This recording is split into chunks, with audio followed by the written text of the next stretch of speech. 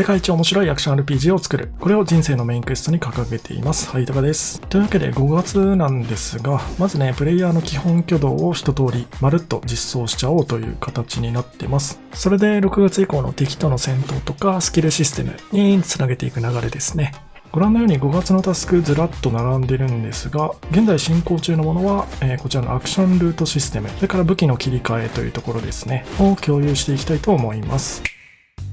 まずアクションルートシステムですね。こちらはちょっと名前ややこしいんですが、状況に応じてね、出るアクションが変わってくれるよというようなシステムを指しています。旧知罰でもね、コンボルートシステムという名称で存在してはいたんですが、例えばね、右から攻撃した後に左から切り返すと素早くね、コンボつなげられたりとか、一つ前に行ってたアクションに応じて次の出るアクションがね、変わってくれるっていうようなシステムがあったと思うんですけど、あれをね、さらにシンプルにして、なおかつ進化させていくという方針に新生知罰ではなっております。これね、どういうことかっていうと、まず方向の数ですね。こちらが4方向から3方向に減少しますっていうのと、相手敵ですね。敵が今どの方向を防御してるのかっていうのを可視化、UI でね、可視化できるようにします。それによってね、特に旧知罰の初期バージョンなんかで顕著だったね、理不尽なパリっていうものをなくしたいっていうような意図がありますね。相手の意識している方向以外のところから攻撃を加えればパリされませんよということで、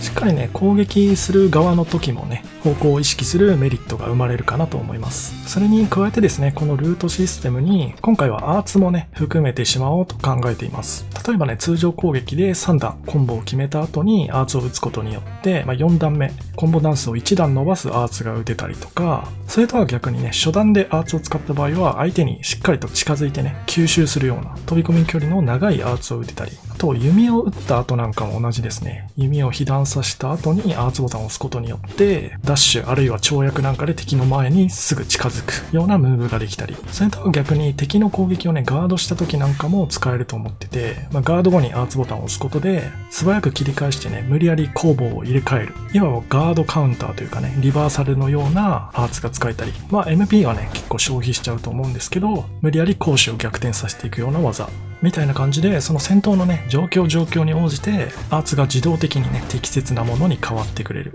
という風なアクションルートシステムを現在作っております。ちなみにアーツの出し方についてもかなりシンプルになってまして、四角ボタンと三角ボタンですね、この2つのボタンがアーツボタンとして設定されておりまして、もうワンボタンですね、ポチッと押すだけでアーツが出ますよと。イメージ的には四角ボタンの方が素早い系のアーツで、三角ボタンの方が重たい系のね、アーツっていう感じにしようと考えております。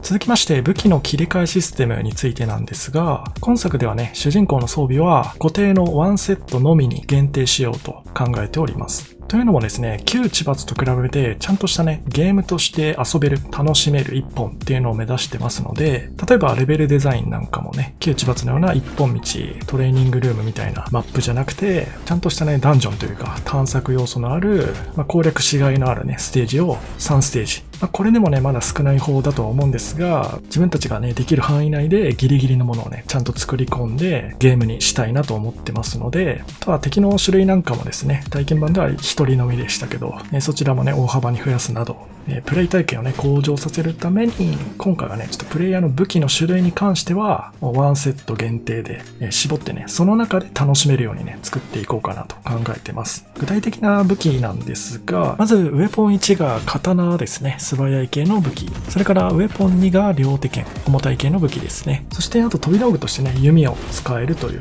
この3つの武器をね、素早く切り替えながら戦っていくような戦闘イメージになるかなと思います。で、武器の切り替えに関してはですね、体験版のレビューとかでね、たくさん意見いただいてたんですが、こちらもかなりシンプルに仕上げています。まず R1 と R2 ボタンですね。これ攻撃ボタンにもなってるんですけど、この攻撃ボタンをね、押すことによって自動的に抜刀してくれると。敵がいる場合はそのまま切りつけてくれる。そして弓を使いたい場合なんですが、よくある操作方法ですね。L2 ボタンを押すことによって弓を構える。その後 R1 とか R2 で射撃なんですが、例えば刀を抜刀しているときですね、L2 ボタンを押すと、自動的にね、刀しまって即弓を構えてくれる。このモーションに関しては、素手から弓を構えるときと、同速、同フレームにしようと思っています。なんか変にね、そういうところでストレスをかけるようなつもりはありませんと。で、射撃が終わった後なんですけど、L2 ボタンを離すことによって自動的に元の装備状態へ戻ります。つまり両手剣状態から弓を構えて射撃した後、